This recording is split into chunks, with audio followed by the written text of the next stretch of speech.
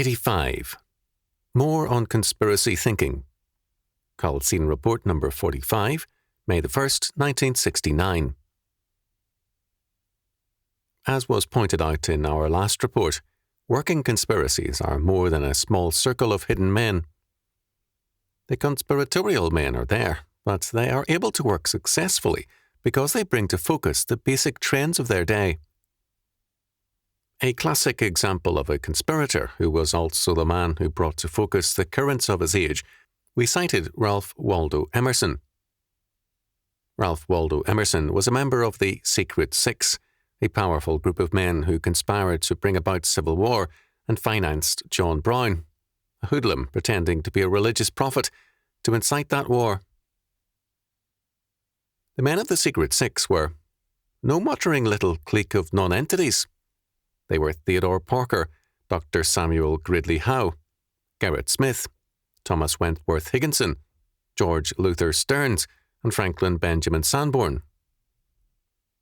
The second echelon, or second six, included Emerson, Henry David Thoreau, John Mary Forbes, Thaddeus Hyatt, and briefly Amos A. Lawrence.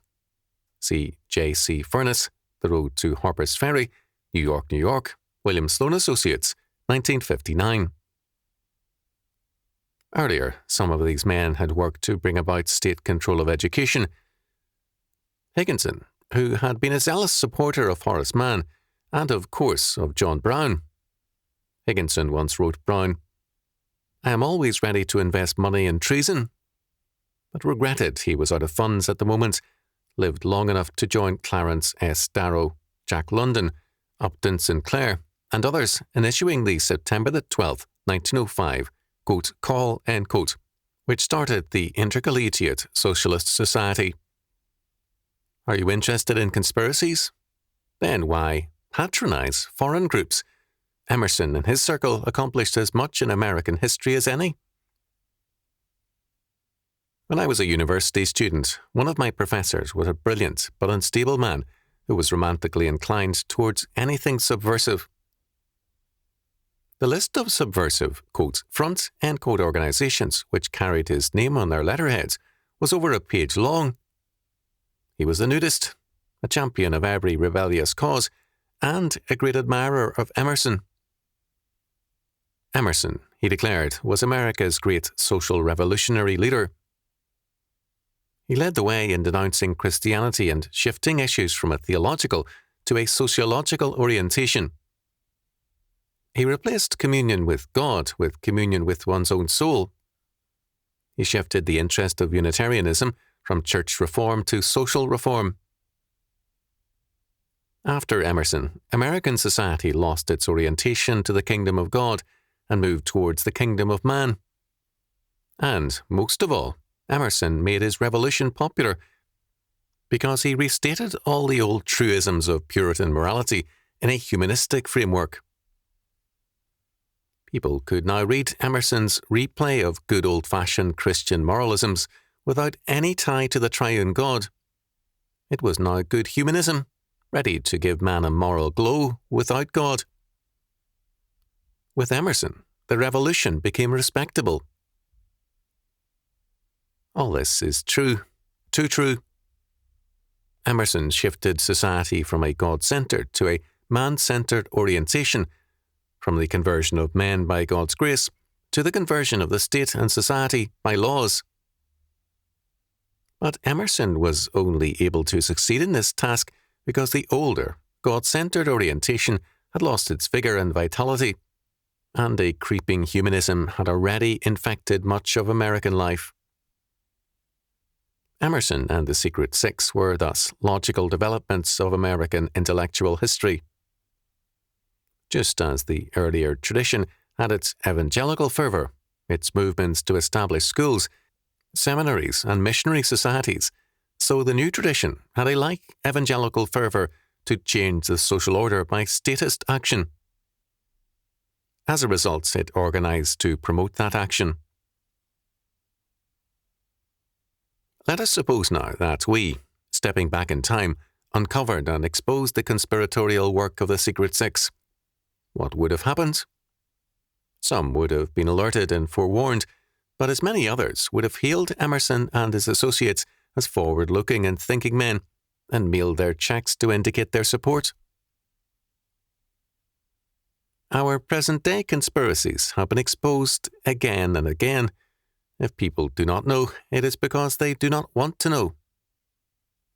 As religious humanists, the people of today are far more congenial to socialism in its every form than they are to biblical faith. The Bible today is accepted by many only if they can reinterpret it in terms of their humanistic presuppositions. At the root of our impotence in stemming the present tide of evil is a spiritual impotence. Under normal circumstances, a political revolution is long preceded by a moral revolution. Before the Red Reign of Terror in Hungary in 1918 and 1919, there was a moral collapse. The sense of property, for example, had eroded, and soldiers were casually seizing what they wanted from their own people. From such a working attitude, it was a short step to a theoretical and political faith which said, "Now that there is a republic, everything belongs to everybody." As Cécile Tormé, an eyewitness, reported, "Well-to-do farmers go with their carts to the manors to carry off other people's property." The farmers were not communists, but they made communism possible. The general moral collapse meant that law, in its historic Christian sense, had at least temporarily disappeared. Let us turn to the present. Man today is creating a world ruled by violence because of his false premises. Consider the Harvard faculty statement of April 1969, which read in part, "As members of a community committed to rationality and freedom, we also deplore the entry of the police into any university. Some of us believe it was unwise.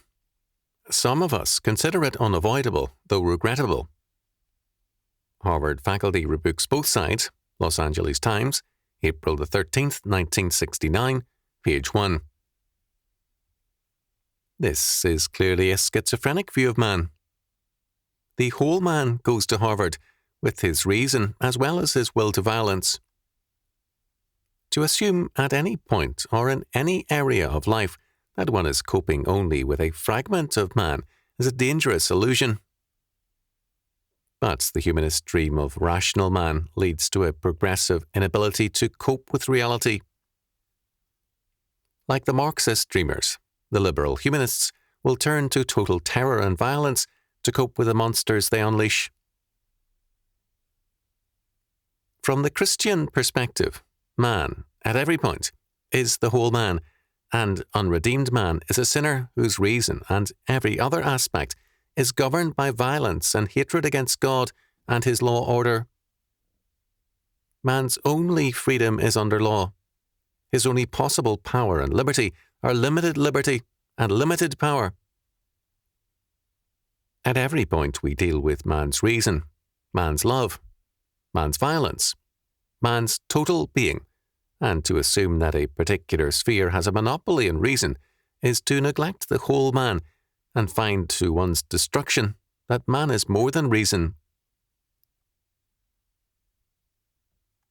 Because of the university's anarchistic concepts of reason and freedom, it cannot cope with lawless man, except schizophrenically, by finally abandoning reason in favor of violence. Cornell's pathetic incompetence in coping with revolutionary students who gave the university only 3 hours to live ended in a surrender. When the liberal God, reason, fails, another humanistic God, man's revolutionary violence, takes over. Violence is the order of the day. The only question is, who will exercise it, the establishment or the rebels? Neither has any alternative to violence, since both have abandoned transcendental law, God's law. The new God is man, and, in the war of gods, the rational man-God loses to the violent man-God. Concerning the new God, listen to Ann Landers, Los Angeles Herald-Examiner, April the 24th, 1969, page C5. Dear Ann Landers, your cavalier treatment of the question from that nut who asked if it was true that God is a Catholic, a Negro, and a Democrat was, in my opinion, undeserved. You should have told the inquirer that God is indeed a Catholic, a Negro, and a Democrat. He is also a Hindu, a Jew, a Protestant, Chinese, Japanese, and Indian, a Republican, a Socialist, and an Independent. He speaks Spanish, Portuguese, Swahili, Russian, German, French, Italian, and Thai. God is a priest, a rabbi, a minister, a merchant, a miner, a farmer, a truck driver, a physician, a lawyer, an architect, an engineer, a musician, a bootblack, and a bank president. He is every man. From one who reads often. Dear one, I'm pleased that you read me often. I wish you'd write often. Thanks for a superb letter. Most people find this very beautiful. As humanists, they worship his new God, every man, and deny the triune God of Scripture.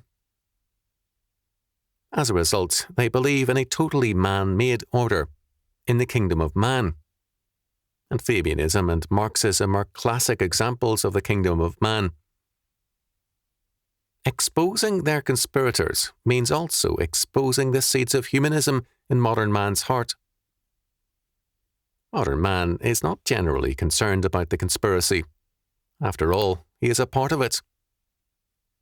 If the threat is only from a small circle of hidden men, and such circles did and do exist before and after Emerson, then, to quote Burton Bloomert again, if we only unmasked the conspiracy, all our problems would be solved. But if the trouble is in all of us, then we really are in trouble. Well, we really are in trouble, and our problem is educational, political, economic, scientific, and much, much more. Above all, it is religious. If God be God, then serve him.